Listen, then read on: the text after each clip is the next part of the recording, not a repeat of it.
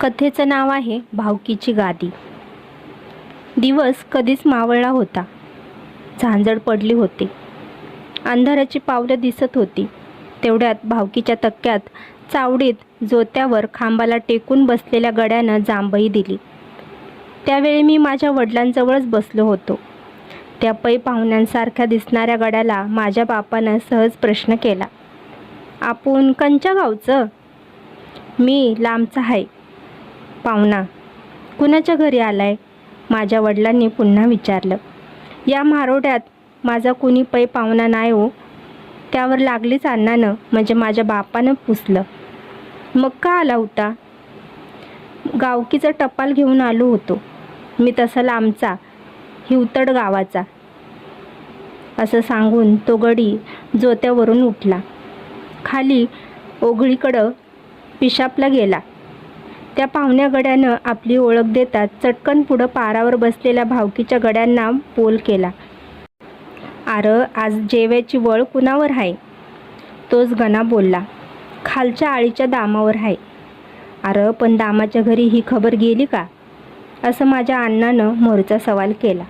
होय होय, कवाच दिस मावळायच्या अगोदरच खबर केली या.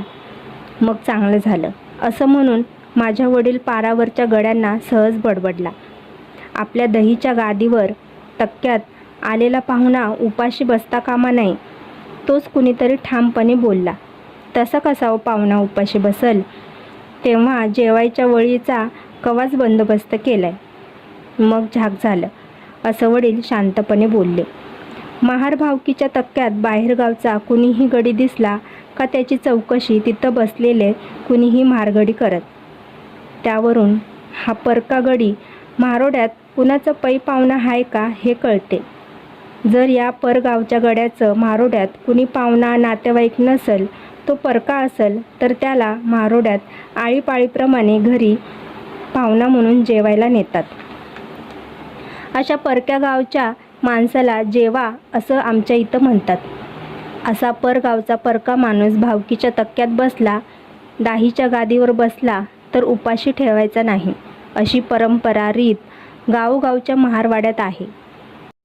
या रिवाजाला धरूनच तक्क्यात बसलेला पाहुणा जेवा ओळीनं कुणाच्या घरी जेवायला जाणार याची खबर मात्र म्हेत्रे किंवा तराळ लगोलग वळ आलेल्या घरी देतो. त्या घरचे लोक त्या परक्या पाहुण्याची जेव्याची सोय त्यांच्या ऐपतीप्रमाणे करतात. अशा जेव्याला कुणी भाकरी कोरड्यास जेवायला घालील तर कुणी भाजी भाकरी खायला घालील, पण पाहुण्याला उपाशी ठेवणार नाहीत. अशा परक्या पाहुण्याचा मुक्काम भावकीच्या तक्क्यातच असतो. तोवर पारावर कुणीतरी आवाज केला, तो बघा दामा मोरणच आला. दामाला समोर बघताच माझ्या वडिलांना पटकन त्याला पुसलं. काय रे दामा, तुझ्यावर जेवायची वळ आहे? वय, ती मला तराळांकडनं खबर मिळताच मी सावध झालो. आता गावात जाऊन नवं का तुरीची डाळ आणली. आपल्या घरी जेवायला चटणी भाकरी कशी जेवायला घालायची म्हणून शान विचार केला. जेवायला चांगलं काळी डाळीचं कोरड्यास करून घालावं. चांगलं केलंच दामा. माझं वडील असं बोलताच दामा म्हटला, आपण आपल्या घरी कोरडी भाकरी मिठाबरोबर खाऊ, पण पाहुण्याला तसं कसं जेवायला द्यायचं? आपल्या आबरूपणाचा तो सवाल आहे. खरंच दामा, त्यात आपल्या गावच्या भावकीच्या इज्जतीचा सवाल आहे. बरं केलंच दामा. तोच दामा आपल्या मनातलं कसं म्हणतो. काय करतो रामांना? आजच्या जेव्यापाय वाण्याच्या दुकानातून तुरीची डाळ उधार आणली. त्याला म्हणलं, बाबा मी तुझ्या घरची उद्या परवा येऊन लाकडं फोडून देईन. आपल्या आबरूपायाना हे सगळं केलं पाहिजे. जेव्यानं घराबाहेर जाताना तोंड वंगाळ करू नये. तेवढ्यात दामा तक्क्याच्या पुढनं हल्ला. जाता जाता सहज बडबडला, जातो बाबा. जेव्याला जेवण येळेला जेवायला घातलं पाहिजे. रात व्हायला आली. अंधार झाला.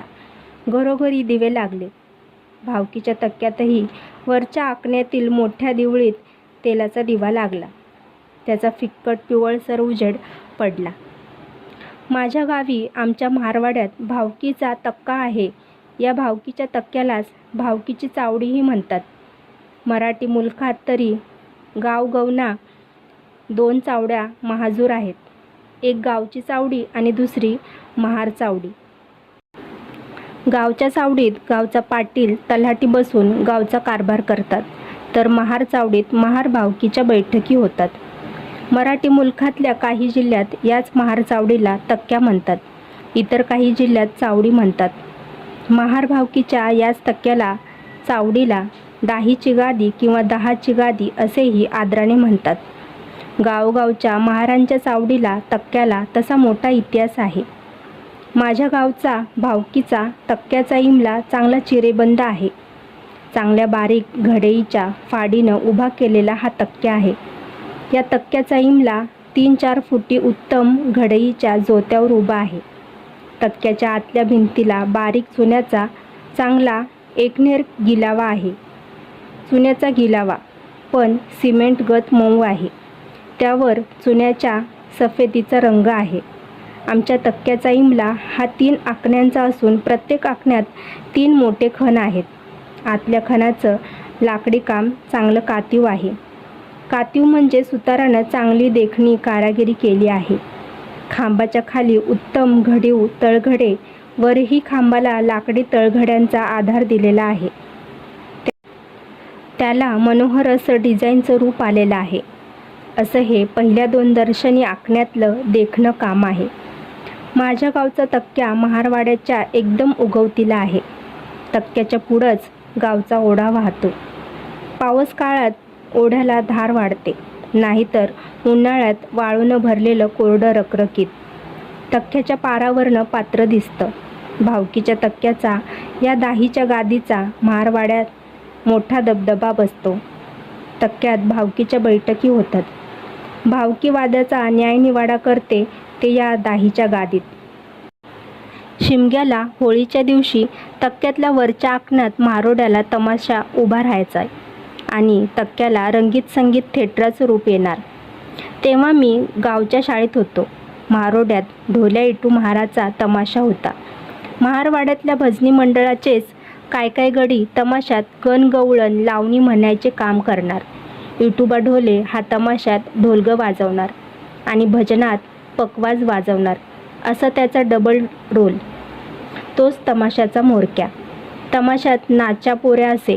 सुरुवातीची गणगवळण हालगी ढोलक्याच्या तालासुरात म्हटल्याचा चढता आवाज तक्क्यात घुमायचा आणि तो तक्क्यासुद्धा फुटून बाहेर सगळ्या वातावरणात उधळायचा.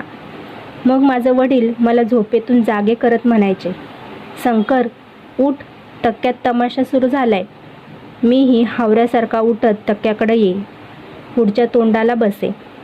हाच गणगवळीचा चढता वाढता आवाज निम्या गावावर पसरे. मग काय, गावातले तमाशाचे नादिक गडी तक्क्यात येऊन बसत. तक्क्यात तमाशा म्हटल्यावर झाडून गडी माणसं येऊन बसत. मांगोडा वरळवाड्यातलं काय गडी येऊन तमाशाला बसत.